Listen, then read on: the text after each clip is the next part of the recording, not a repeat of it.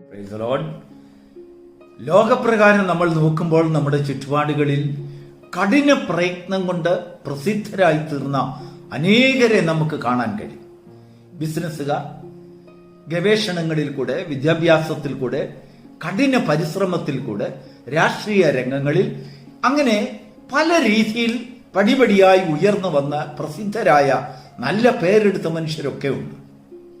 എന്നാൽ മറുഭാഗത്ത് ദൈവം ഉയർത്തിക്കൊണ്ടുവന്ന ചില മനുഷ്യരുമുണ്ട്. എന്താണ് ഇത് തമ്മിലുള്ള വ്യത്യാസം? ദൈവം ഉയർത്തിക്കൊണ്ടുവരുന്ന മനുഷ്യന് അവന്റെ ഉയർച്ചയിൽ സമാധാനമുണ്ട്, അവന്റെ സമ്പത്തിൽ അവന് സ്വസ്ഥതയുണ്ട്. അവന്റെ സമ്പത്തും ദൈവം കൊടുക്കുന്നതായ ഉയർച്ചയും ആർക്കും അപഹരിക്കാൻ കഴിയില്ല.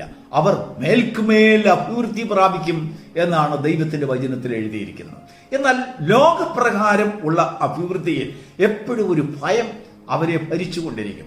അവരുടെ മേൽ ഒരു ഭയത്തിനും അല്ലെങ്കിൽ ഒരു അസമാധാനത്തിന്റെയും നിഴലാട്ടം അവരുടെ ഭവനങ്ങളിലും വ്യക്തിപരമായ ജീവിതത്തിലും ഉണ്ടാകും. ഏത് സമയത്തും ഒരു അട്ടിമറി അവർ പ്രതീക്ഷിച്ചു കൊണ്ടിരിക്കും. അവരുടെ യാത്രയിൽ അവർക്ക് ഭയം, അവരുടെ ഓഫീസിൽ അവർക്ക് പേടി, എന്നുവേണ്ട അവരുടെ പ്രവർത്തനത്തിൽ എപ്പോഴും ഒരു അങ്കലാപ്പ് അവരെ വാണുകൊണ്ടിരിക്കും. എന്നാൽ ദൈവം ഉയർത്തിക്കൊണ്ടുവരുന്ന മനുഷ്യൻ, അവനെ സംബന്ധിച്ചിടത്തോളം അങ്കലാപ്പിന്റെ ആവശ്യമില്ല. കാരണം അവനെ ഉയർത്തിയത് ദൈവമാണ്. അങ്ങനെ ദൈവത്താൽ ഉയർത്തപ്പെട്ട ഒരു വ്യക്തിയെ ഈ പ്രഭാതത്തിൽ നമുക്കൊന്ന് പരിചയപ്പെടാം. അദ്ദേഹത്തിന്റെ പേരാണ് മൊർദെഖായി. Praise the lord. പേരുകൊണ്ടും കഥയുടെ അല്ലെങ്കിൽ തിരുവചനത്തിന്റെ വെളിച്ചത്തിലും നമുക്കെല്ലാവർക്കും വളരെ പരിചിതനാണ് അദ്ദേഹം. എസ്തേറിന്റെ പുസ്തകത്തിൽ നാം വായിച്ചു നോക്കുമ്പോൾ മൊർദെഖായി എന്ന ഒരു മനുഷ്യൻ, അവൻ യഹൂദനാണ്. വാർദ്ധക്യമായി അദ്ദേഹത്തിന് ലഭിച്ചതായ ശൂഷൻ രാജധാനിയിൽ തനിക്കൊരു ജോലി ലഭിച്ചു. എന്താണെന്ന് അറിയാമോ? സ്പൈ എന്ന് പറഞ്ഞാൽ, പരീക്ഷകൻ എന്ന് പറഞ്ഞാൽ, രാജാവിന് വിരോധമായി ആരെങ്കിലും എന്തെങ്കിലും ഒരു കോൺസ്പിറസി, ഗൂഢാലോചന നടത്തിയാൽ വളരെ രഹസ്യമായി അത് കണ്ടുപിടിച്ച് രാജസന്നിധിയിൽ ബോധിപ്പിക്കുവാനുള്ളതായ ഒരു ഓഫീസർ, രഹസ്യാന്വേഷണ ഓഫീസർ എന്നൊക്കെ പറയാം. പക്ഷേ ഇദ്ദേഹത്തിന് ഒരു പ്രശ്നമുണ്ട്. ഞാനല്ലാതെ അന്യ ദൈവം നിനക്ക് ഉണ്ടാകരുത് എന്നുള്ളതായ ദൈവത്തിന്റെ പ്രമാണം വളരെ കർശനമായി പാലിക്കുന്ന ഒരു മനുഷ്യൻ രാജാവിനെ ആകട്ടെ മന്ത്രിമാരെ ആകട്ടെ താൻ വണങ്ങുകയില്ല. തന്നെ ഏൽപ്പിച്ച ജോലി വിശ്വസ്തയോടെ ചെയ്യും. അതുകൊണ്ട് എന്താണ് സംഭവിച്ചതെന്ന് അറിയാമോ? ചെയ്ത ജോലിക്കൊന്നും മതിയായ ശമ്പളം ലഭിച്ചിരുന്നില്ല. അനേകം പ്രാവശ്യം രാജാവിനെ അനർത്ഥത്തിൽ നിന്ന് രക്ഷപ്പെടുത്തുവാൻ തന്നാൽ പല കാര്യങ്ങളെക്കുറിച്ചും ആപത്തുകളെക്കുറിച്ചും രാജസന്നിധിയിൽ ബോധിപ്പിക്കുവാൻ തനിക്ക് ഭാഗ്യം ലഭിച്ചു. പക്ഷേ പ്രതിഫലമൊന്നും കൊടുത്തില്ല. എന്നാൽ ദൈവമാണ് നിന്നെ അവിടെ കൊണ്ടുവന്നതെങ്കിൽ നിന്റെ പ്രതിഫലം ഒരു മനുഷ്യന് തട്ടിയെടുക്കുവാൻ കഴിയുകയില്ല എന്ന് ദൈവത്തിന്റെ വചനം ഈ പ്രഭാതത്തിൽ വളരെ ശക്തിയോടെ നമ്മെ ബോധിപ്പിക്കുവാൻ ആഗ്രഹിക്കുകയാണ്. എന്താണ് സംഭവിച്ചതെന്ന് അറിയാമോ? ഈ മൊർദെഖായിയെ തൂക്കിക്കളയുവാൻ അവിടുത്തെ പ്രധാനമന്ത്രി ഹാമാൻ ഒരു ദിവസം പദ്ധതിയിട്ടു.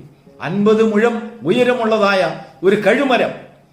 ആ മന്ത്രി പോവുകയും വരികയും ചെയ്യുമ്പോൾ സകല ജനങ്ങളും തന്നെ വണങ്ങുന്നു, ബഹുമാനിക്കുന്നു, ആദരിക്കുന്നു. എന്നാൽ മൊർദെഖായി തന്നെ നമസ്കരിക്കുകയോ വണങ്ങുകയോ ബഹുമാനിക്കുകയോ ചെയ്യുന്നില്ല. അതിൽ കോപം പൂണ്ട ഹാമാൻ തന്നെ തൂക്കിക്കളയുവാൻ ഒരു കഴുമരമുണ്ടാക്കി. ഉയരം 50 മുഴം ഉയരം. ദൈവത്തിന് സ്തോത്രം. നമ്മൾ നേരെ ഉയരത്തിലേക്ക് നോക്കിയാൽ കണ്ടെത്താത്ത ദൂരത്തിൽ, അത്ര ഉയരത്തിൽ ശരീരം, തൂങ്ങിക്കിടക്കുന്ന ശരീരം പൊങ്ങിക്കിടക്കത്തക്ക രീതിയിലുള്ളതായ ഒരു കഴുമരം, അതുപോലെ ഭീമമായ ഒരു കഴുമരം ശൂഷൻ രാജധാനിയിൽ ഉണ്ടാക്കിയിട്ടില്ല. അങ്ങനെയാണ് ചരിത്രം പറയുന്നത്. ഒരു ദിവസം അവനെ തൂക്കിക്കളയുവാനുള്ള പദ്ധതി. ആ കഴുമരത്തെ മൊർദെഖായി നോക്കി.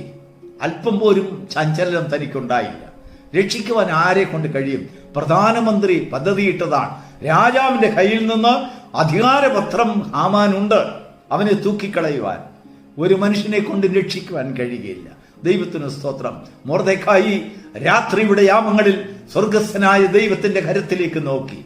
ദൈവമേ, നീയാണ് എന്നെ ഇവിടെ കൊണ്ടുവന്നതെങ്കിൽ, എന്നെ ഈ ജോലി ഏൽപ്പിച്ചത് നീയാണെങ്കിൽ ഞാൻ വിശ്വസ്തയോടെ ചെയ്തിരിക്കുന്നു എന്ന് അവിടുത്തേക്കറിയാം.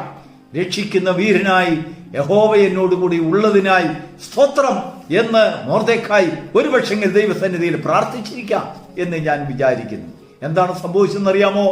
തലേ ദിവസം രാത്രിയിൽ 6-ാം അധ്യായത്തിന്റെ 1-ാം വാക്യത്തിൽ വായിക്കുന്നു, രാജാവിന് ഉറക്കം നഷ്ടപ്പെട്ടു പോയി. രാജാവിന്റെ ഉറക്കത്തിന് മേൽ ദൈവത്തിന്റെ ആത്മാവ് ഇറങ്ങി. ദൈവം അവിടെ പ്രവർത്തിക്കുവാൻ തുടങ്ങി. പിറ്റേ ദിവസം രാവിലെ മൊർദെഖായിയെ തൂക്കിക്കളയുവാനുള്ള ഓർഡറാണ്. തലേ ദിവസം രാത്രിയിൽ ലാസ്റ്റ് നിമിഷത്തിൽ ദൈവത്തിന്റെ ആത്മാവ് അങ്ങനെയാണ് ഇടപെടുന്നത്. അവസാന നിമിഷത്തിൽ ആരും സഹായിക്കുവാൻ ഇല്ലെന്നുള്ളതായ ഒരു ബോധ്യം നമുക്ക് തന്നതിന് ശേഷമേ ദൈവത്തിന്റെ ആത്മാവ് പ്രവർത്തിക്കുകയുള്ളൂ. അവസാന നിമിഷത്തിൽ ദൈവത്തിന്റെ ആത്മാവ് ഇടപെടുവാൻ തുടങ്ങി. രാജാവിന്റെ ഉറക്കം നഷ്ടപ്പെട്ടു. ഉറക്കം നഷ്ടപ്പെട്ടപ്പോൾ രാജാവ് ഓർഡർ ഇട്ടു, കൊണ്ടുവരിക, ദിനവൃത്താന്ത പുസ്തകങ്ങൾ കൊണ്ടുവരട്ടെ, ഞാനതൊന്ന് വായിച്ചു കേൾക്കട്ടെ, അങ്ങനെയെങ്കിൽ എനിക്ക് ഉറക്കം വരുമോ ഇല്ലയോ എന്ന് എങ്ങനെ അറിയാം. രാജസന്നിധിയിൽ കൊണ്ടുവന്നതായ ദിനവൃത്താന്ത പുസ്തകങ്ങളിൽ മൊർദെഖായിയുടെ പേരെഴുതിയിരിക്കുന്നത് കണ്ടു. ശൂശൻ രാജധാനിയിൽ നടന്നതായ ഒരു കയ്യേറ്റത്തെ, രാജാവിന് വരാവുന്നതായ ഒരു അനർത്ഥത്തെ കുറിച്ച് താൻ അറിവ് കൊടുത്ത വിഷയം അതിൽ എഴുതി വെച്ചിരിക്കുന്നു. നോക്കൂ, ഭക്തന്മാരുടെ പ്രയത്നം വിഫലമായി പോകുവാൻ ദൈവം അനുവദിക്കുകയില്ല.